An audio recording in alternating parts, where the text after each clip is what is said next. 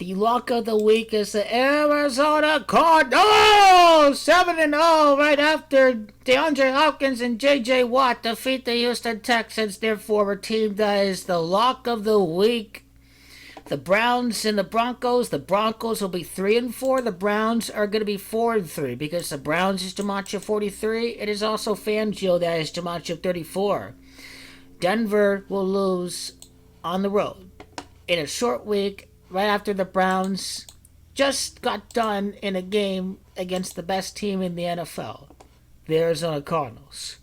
The Chiefs and the Titans. The trap here is that Tennessee is, rather that the Kansas City Chiefs are 3-4. This is the trap. I'm going to go with the Kansas City Chiefs in this game. The Chiefs would lose later on to the Raiders versus the Titans. And by losing, this means that it is very probable that the 49ers are going to defeat the Indianapolis Colts on primetime to give Indianapolis a 2-5 record with quarterback Carson Wentz. Carson Wentz has Gematria 25. But it's all good the following week. It's all good. I can explain later.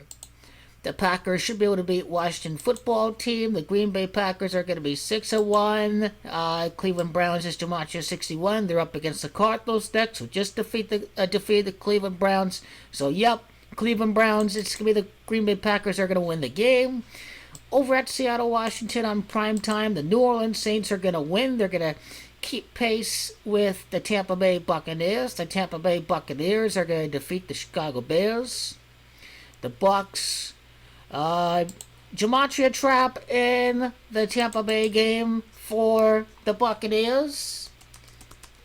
Tampa Bay Buccaneers as Gematria, or rather, it is the Buccaneers that has Gematria 52.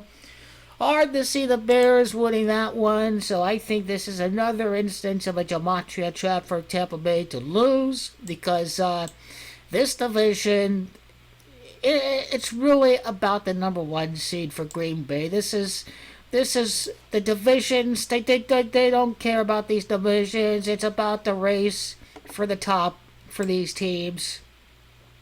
And the Rams are going to lose to Jared Goff. Number 16, first win of the year for the Detroit Lions. You need to step it up, says Dan Campbell. And this is where Jared Goff, every single one of his wins came with Jared Goff. Every single one of his wins came with Sean McVay on the sidelines, either with or up against the Detroit Lions upset the Rams. These cards are too red hot right now. The Detroit Lions win is my upset of the week. The Eagles will lose away. They will lose to Derek Carr, 2-2 away on the road to the best quarterback in the NFL, Derek Carr. Right up there with Kyler Murray. Kyler is the best quarterback. He's the MVP. Derek Carr is the next best quarterback. Up against Tom Brady. These are the big three in the NFL with Dak and Aaron, with Aaron and Dak right behind. Easy to see Atlanta winning because we're building something. We're building the program, so to speak. So very probable that this team is probably going to be 4-5 right in between their games against the Saints and the Cowboys, because New Orleans and the Cowboys is Gematria 45. So by committee, the Atlanta Falcons win, and Miami gets a top draft pick.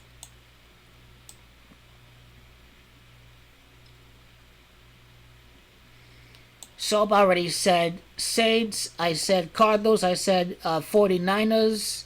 The 49ers are going to be alive in the hunt for the 7th seed. This is probably why it's best for the Bears to lose. So both Tom Brady and Jimmy G get victories in the afternoon caps. Same thing with the Raiders. The New York Jets are 2-4. New York Jets are not going to defeat New England. New England's going to get the first win at home. I can see 3-4 and then 3-5 potentially without quarterback Tom Brady. And so that's what is looking like is going to happen for the Patriots, where they probably win. And then, 3-5 and 4-5 around that range. Probably 4-6 right after playing the Cleveland Browns. So got to go with the New England Patriots in that one.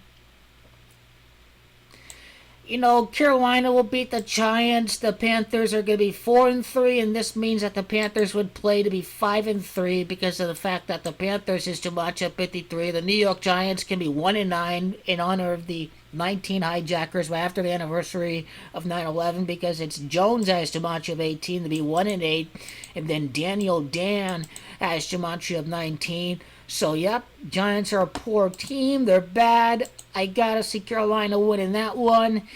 I've said Washington here. I've said I'm gonna end this one with the Bengals. I'm gonna go with the Bengals in an upset, meaning that the Las Vegas Raiders are on top of the AFC, baby, on top of the AFC. So, you see the playoff. The Chargers are off. The Raiders jump the Chargers. In the conference, the Raiders are better than Tennessee. The Raiders are better than Buffalo. The Raiders, well, Cincinnati would be right on top of the conference. They would be right on top with Cincinnati for the top record in the conference. But they got the tiebreaker over Baltimore, and I think this is where the fun really begins with a lot of 4-2 teams on top of the conference. So, yep, I'm going with the big upset, the Bengals to beat the Ravens. I mean, they just destroyed the Chargers. I mean, this is the same Ravens team that won a scripted game on Monday night, right? What was it, like 22-7 or something? So, this team is not invincible by any stretch of the imagination because they just lost to the Raiders. So that's why I'm going with the upset.